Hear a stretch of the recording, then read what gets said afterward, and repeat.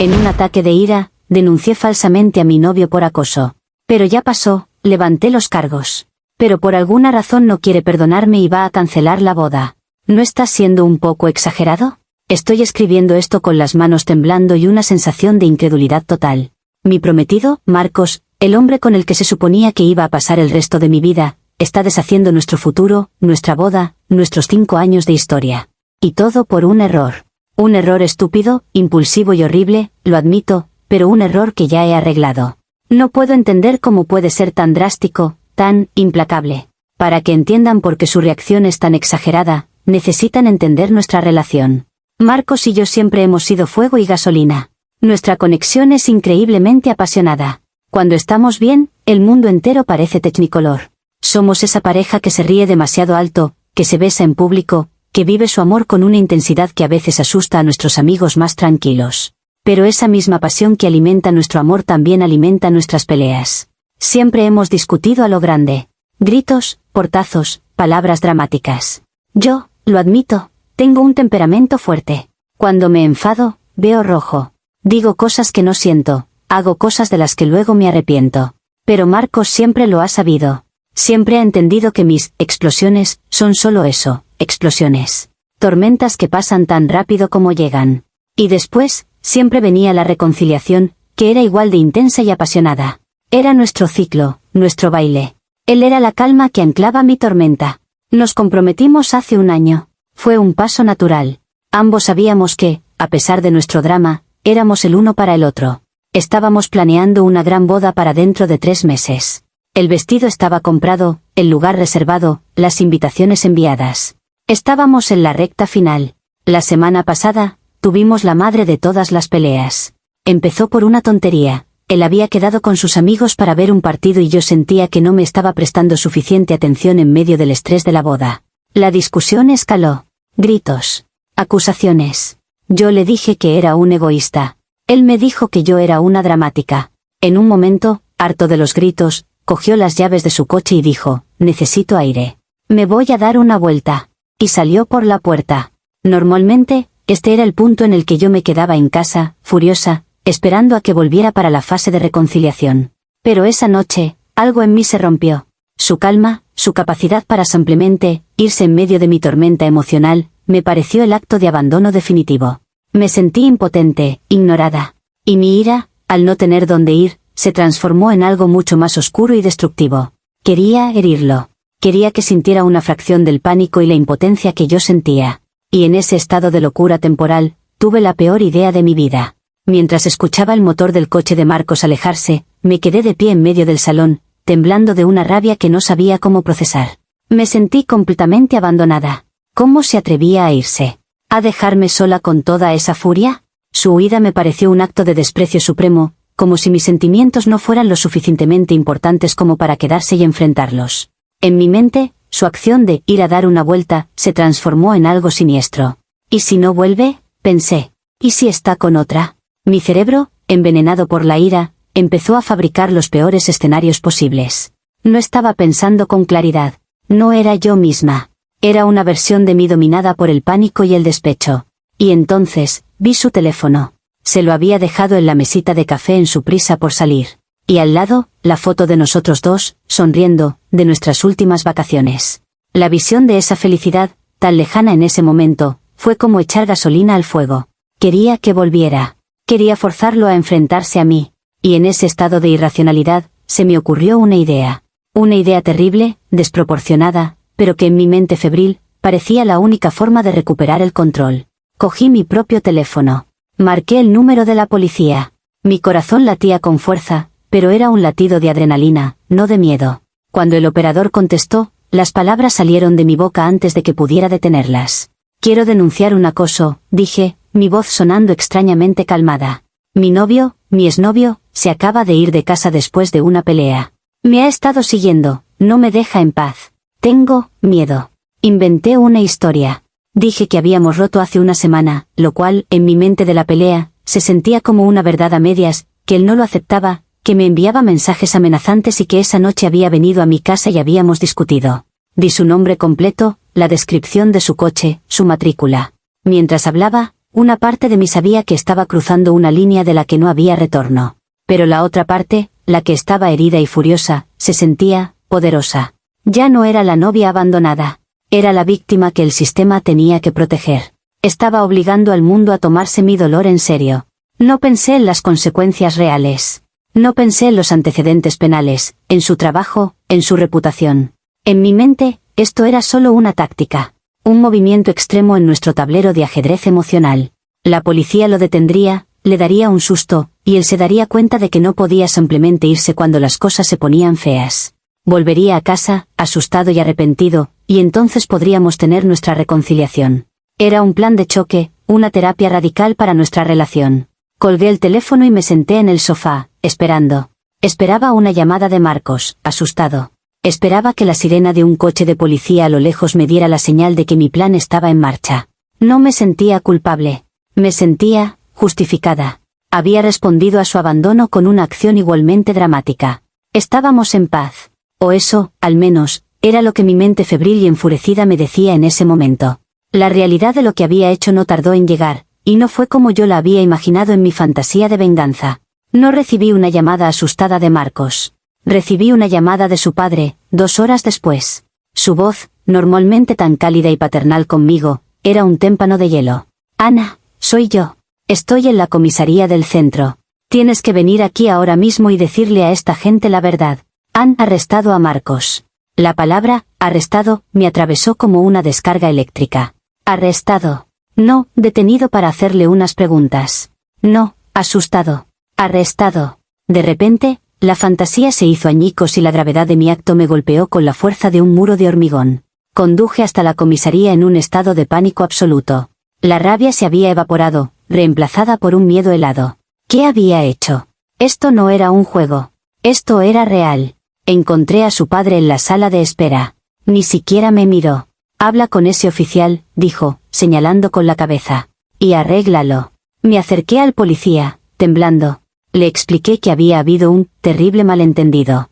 Que habíamos tenido una pelea, que yo estaba histérica y que había exagerado las cosas. Le dije que no había acoso, que no tenía miedo de Marcos, que era el hombre más bueno del mundo y que, por favor, lo dejaran salir. El oficial me miró con una mezcla de lástima y desprecio. Señorita, hacer una denuncia falsa es un delito muy grave.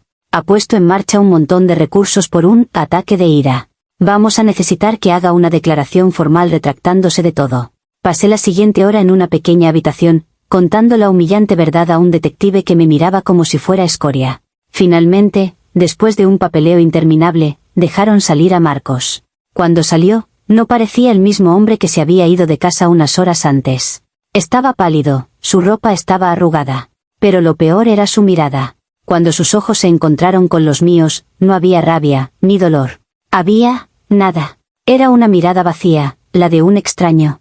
Como si estuviera mirando a través de mí. Marcos, empecé, las lágrimas corriendo por mi cara. Lo siento tanto. No estaba pensando. Me puse como loca. Fue un error horrible.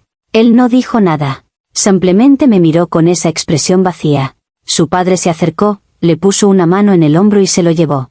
Lo vi alejarse por el pasillo, sin mirar atrás ni una sola vez. A la mañana siguiente, volví al apartamento, esperando encontrarlo allí, esperando la pelea, los gritos, la tormenta que precedería a la calma. Pero la casa estaba en silencio. Fui a la comisaría de nuevo, sola, y levanté formalmente los cargos, firmando una declaración jurada de que mi denuncia original había sido falsa. Sentí una oleada de alivio. Ya está, pensé. Lo he arreglado. El error está borrado. Ahora podemos empezar a sanar. Le envié un mensaje de texto a Marcos. Ya está todo arreglado.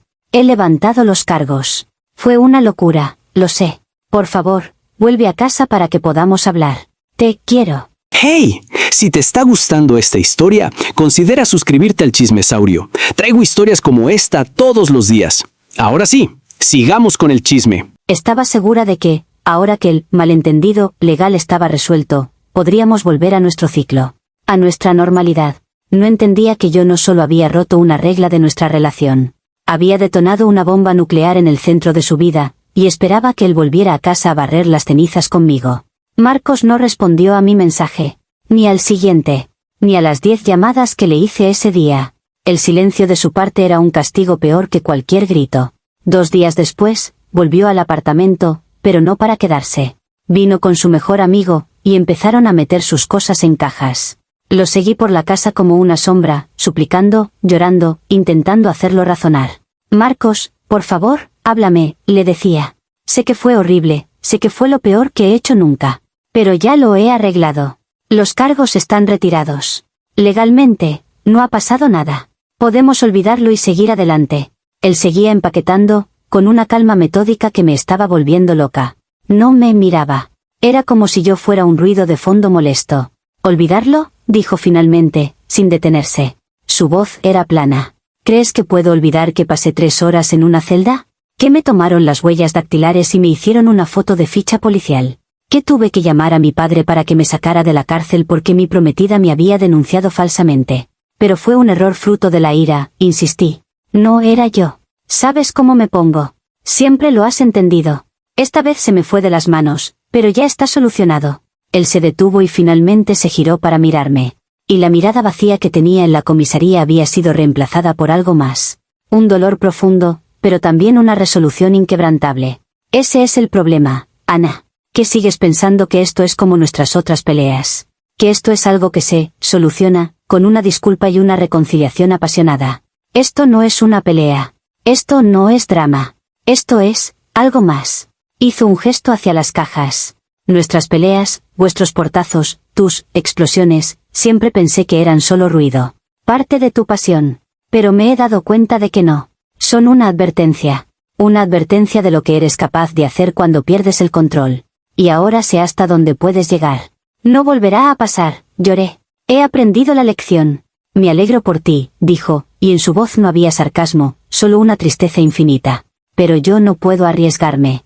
No puedo vivir con el miedo de cuál será tu próxima explosión. ¿Qué será lo siguiente, Ana? ¿Llamar a mi trabajo y decir que soy un ladrón?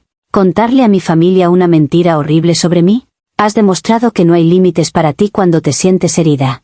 Y yo no puedo vivir en un campo de minas. Cogió el teléfono y empezó a hacer una llamada. Voy a llamar al local de la boda para cancelarlo, dijo, como si estuviera hablando del tiempo.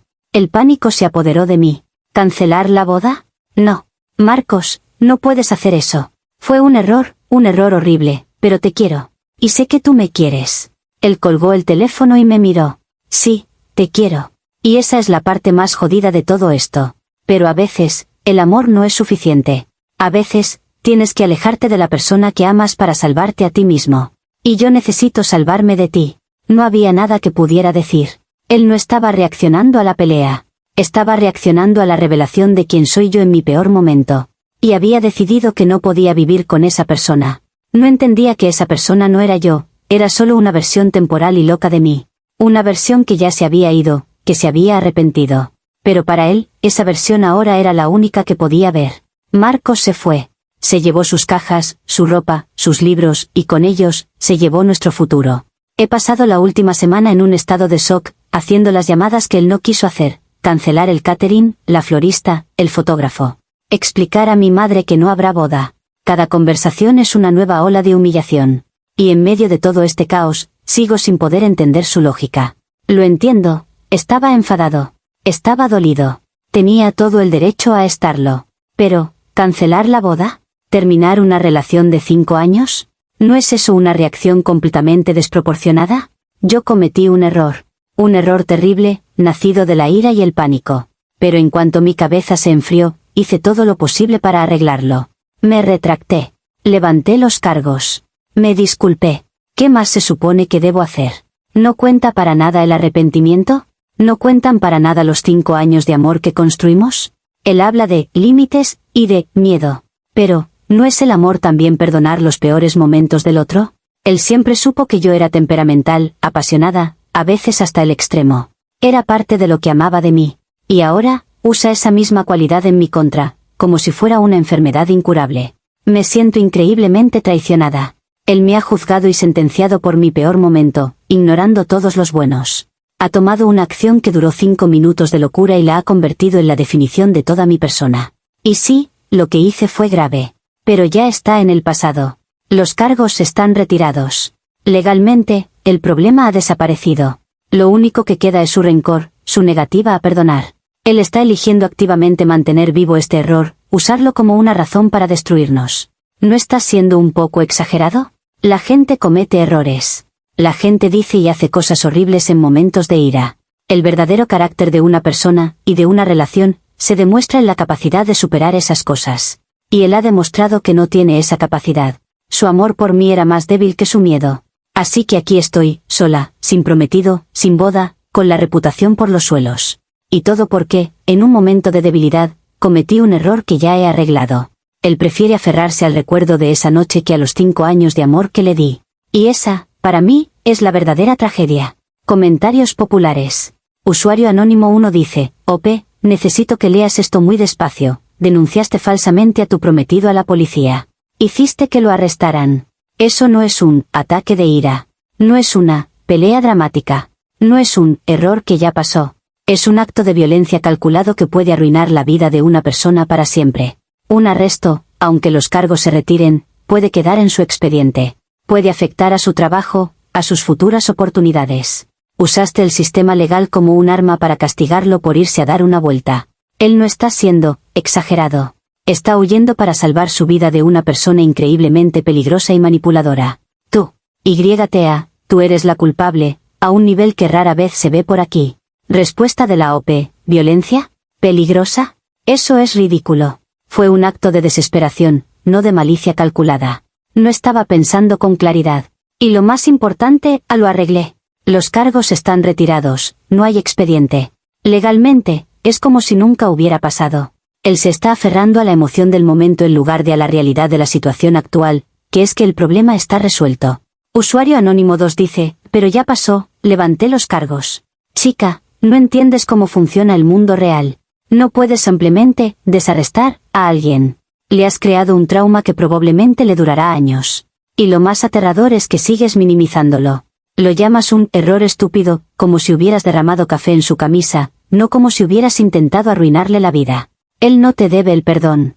Te debe una orden de alejamiento. Usuario anónimo 3 dice, la parte donde dices que él siempre ha entendido tus explosiones, es clave. Lo que probablemente pasaba es que él las toleraba. Aguantaba tu comportamiento tóxico porque te quería. Pero esta vez, cruzaste una línea que no se puede descruzar. Le mostraste que tu ira no tiene límites y que estás dispuesta a destruirlo para ganar una pelea. Él no es exagerado, es un superviviente. Respuesta de la OP, no era tóxico, era apasionado. Y él amaba esa pasión. Simplemente no supo cómo manejarla cuando se volvió en su contra. Y no intentaba destruirlo, intentaba que volviera. Era una llamada de atención, no un intento de asesinato. La gente aquí es tan dramática. Usuario anónimo 4 dice, por favor, busca ayuda profesional. En serio. Tu percepción de tus propias acciones está completamente distorsionada. Lo que hiciste es abuso. Y el hecho de que no puedas verlo es lo más preocupante de todo. Actualización 1, 2 meses después. Han pasado 2 meses desde que mi mundo explotó. 2 meses de un silencio absoluto por parte de Marcos y su familia. He estado viviendo en una especie de limbo, esperando que entrara en razón. Los comentarios de mi publicación me llamaron peligrosa, abusiva, tóxica. Los ignoré. Eran extraños que no conocían nuestra pasión, nuestro amor. Estaba segura de que Marcos, mi Marcos, eventualmente recordaría los buenos tiempos y se daría cuenta de que estaba exagerando. Esa ilusión se hizo añicos la semana pasada. Recibí una carta certificada. No era de Marcos. Era de un abogado. Pensé que sería sobre la división de nuestros bienes, del apartamento. Pero no. Marcos me está demandando. Me está demandando civilmente por difamación y por los costes emocionales y legales derivados de mi denuncia falsa. La carta detallaba, con una frialdad legalista, como su arresto, aunque breve, le obligó a informar a su empleador, una empresa de seguridad con estrictos controles de antecedentes, lo que le ha puesto en un periodo de prueba y ha dañado su reputación. Reclama una cantidad de dinero que no podría pagar ni en 10 años. Y eso no es todo. La carta venía acompañada de una orden de alejamiento temporal. No puedo contactarlo. No puedo acercarme a su casa ni a su trabajo. Leer esos papeles fue como un golpe físico. Yo creía que, al retirar los cargos, el asunto estaba legalmente resuelto. Qué ingenua fui. No se puede simplemente deshacer algo así. Mi ataque de ira de 5 minutos ha tenido consecuencias reales, duraderas y, al parecer, muy caras. Una parte de mí, la que todos aquí parecen ver, sabe que esto es grave. Que crucé una línea terrible. Pero otra parte de mí, la que todavía ama a Marcos y recuerda nuestros 5 años juntos, solo puede ver esto como un acto de una crueldad inmensa. ¿Demandarme? ¿Una orden de alejamiento? ¿A mí, su prometida? Esto ya no es sobre estar herido. Esto es una declaración de guerra. Es un intento calculado de destruirme, de castigarme de la forma más pública y humillante posible. Los comentarios decían que él estaba huyendo para salvar su vida. Pero esto no es huir. Esto es contraatacar. Es vengarse. El hombre bueno y paciente que yo conocía ha desaparecido, reemplazado por este extraño vengativo que usa abogados y tribunales en lugar de hablar. ¿No ve que esto solo empeora las cosas? ¿No ve que me está empujando aún más al límite? Yo admití mi error, lo arreglé legalmente lo mejor que pude. Y su respuesta es esta. Aniquilación total. Sigue sin entender que mi acción fue un grito de dolor, no un acto de malicia. Y ahora, su respuesta es un acto de malicia pura. Y eso, de alguna manera, me hace sentir menos culpable y más víctima que nunca. Actualización 2. Ha pasado casi un año desde la noche que lo cambió todo. Ya no hay boda, no hay prometido, y mi vida es irreconocible. La demanda civil se resolvió fuera de los tribunales. Tuve que firmar un acuerdo de confidencialidad y pagar una suma considerable, para la cual mis padres tuvieron que ayudarme, hipotecando parte de su casa. La humillación es total. La orden de alejamiento sigue vigente. He perdido amigos. He perdido mi reputación. He pasado meses en terapia obligatoria como parte del acuerdo para evitar cargos penales por la denuncia falsa. Y sí, he aprendido. He aprendido que las acciones tienen consecuencias. He aprendido que la ira es un fuego que quema primero al que la sostiene. He aprendido que no puedo usar el temperamento como excusa. Entiendo todo eso. Acepto que lo que hice fue monstruoso. Pero aquí está la verdad que he desenterrado después de meses de hurgar en los escombros de nuestra relación. Marcos sabía exactamente quién era yo. Y le gustaba. Durante 5 años, mi pasión, mi fuego, mi drama, fue lo que mantuvo viva la relación. Él no era la calma para mi tormenta. Él era el que disfrutaba viendo el espectáculo desde una distancia segura. Le encantaba ser el hombre bueno y paciente que manejaba a la chica salvaje. Le daba un sentido de superioridad moral, de control. Mis explosiones eran el condimento de su vida predecible. La noche de la denuncia, no me asusté a mí misma. Lo asusté a él. Porque por primera vez, la tormenta no se quedó dentro de las paredes de nuestra casa. Salpicó al mundo real. Amenazó su imagen pública, su trabajo, su reputación de hombre perfecto. Marcos no me dejó porque yo fuera peligrosa para él. Me dejó porque me convertí en peligrosa para su imagen. Mientras mi locura fuera privada, era excitante. Cuando se volvió pública, fue una carga. Su reacción legal, la demanda, la orden de alejamiento, no fue un acto de autoprotección. Fue un acto de relaciones públicas. Fue su forma de distanciarse de mí, de presentarse ante el mundo como la víctima clara e inequívoca, borrando cualquier rastro de la dinámica que él mismo había fomentado durante años. Fue un control de daños. Así que sí, yo apreté el gatillo. Pero él fue quien me entregó la pistola cargada y me dijo durante 5 años que le gustaba lo peligrosa que parecía. Ya no intento justificar mi acción. Fue imperdonable. Pero he dejado de verlo a él como la víctima inocente. Éramos 2 personas tóxicas bailando un tango disfuncional, y yo simplemente di un pisotón demasiado fuerte. Él no era mejor que yo. Simplemente, fue más inteligente a la hora de gestionar las consecuencias. Y esa es la única lección que realmente importa al final. Hey, antes que te vayas, si te gustó esta historia, seguro esta de aquí te va a gustar más. No olvides suscribirte y nos vemos en el próximo chisme.